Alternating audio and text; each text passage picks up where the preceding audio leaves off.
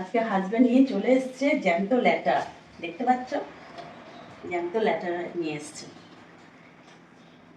আজকে এই ল্যাটা মাছেরই রসা করব। কি বলো, ল্যাটা মাছের রসা করবো তো? করো। আলু টালু দেবো না, কেন বলো তো, জ্যান্ত মাছ তো এমনি ভালো লাগবে।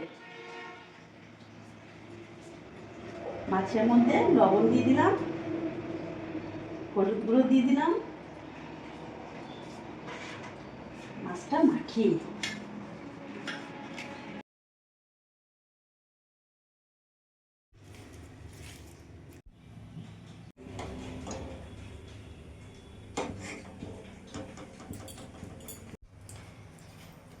তেল গরম হয়ে গেছে, এবার মাছগুলো আমি দিয়ে দেবো।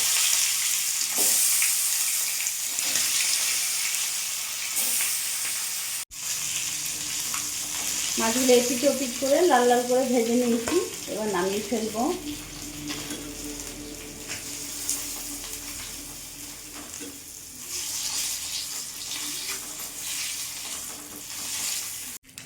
ওই তেলের মধ্যে আমি এখানে কালো জিরে ফোড়ন দিয়ে দিলাম, অল্প একটু পেঁয়াজ কুচি দিয়ে দিলাম।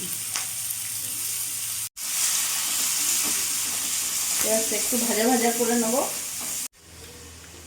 এখানে একটা মশলা পেস্ট করেছি, আদা রসুন লঙ্কা, তারপরে এখানে আছে পেঁয়াজও বাটা আছে, সব কিছু বাটা মশলা দিয়ে দিলাম।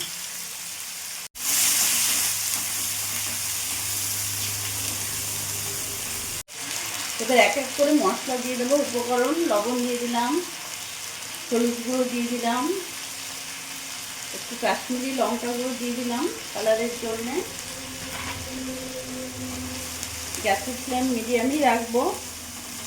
এখন ভালো করে মশলাটা আমি কষিয়ে নেব।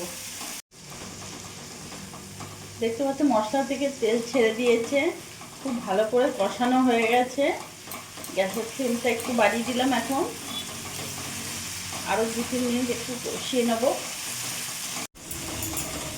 মশলাটা ভালোভাবে কষানো হয়ে গেছে, এবার আমি জল দিয়ে দেবো। আর জল দেবো না, এবার গ্যাসের ফ্লেমটা একটু বাড়িয়ে দেবো। এখন ফুটতে দেবো, ভালো করে ফুটে উঠুক। ঝোলটা ফুটে গেছে, এবার ভেজে রাখা মাছগুলো দিয়ে দেবো।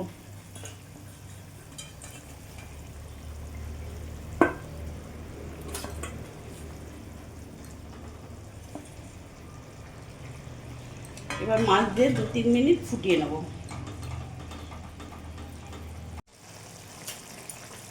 খুব ভালো করে ফুটে গেছে, 2-3 মিনিট ফুটিয়ে নিয়েছি।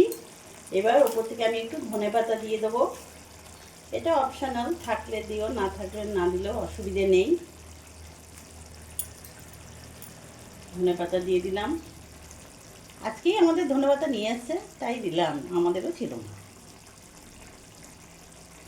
ধনেপাতার যা দাম বাবা। এবার নাড়াচাড়া দিয়ে দিলাম, গ্যাস অফ করে দেব।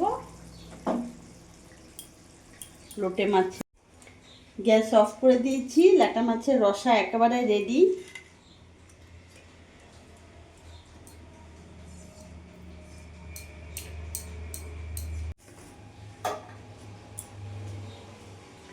তো আজকে আমি বানিয়ে ফেললাম ল্যাটা মাছের রসা লাঞ্চের জন্যে। তো আমার এই ভিডিওটা যদি তোমাদের ভালো লাগে, প্লিজ তোমরা লাইক করে সাবস্ক্রাইব করে পাশে থেকো। আর অবশ্যই কমেন্ট করতে ভুলো না, অবশ্যই কমেন্ট করো। আর সবার শেষে একটাই কথা বলবো, সবসময় তোমরা ভালো থেকো।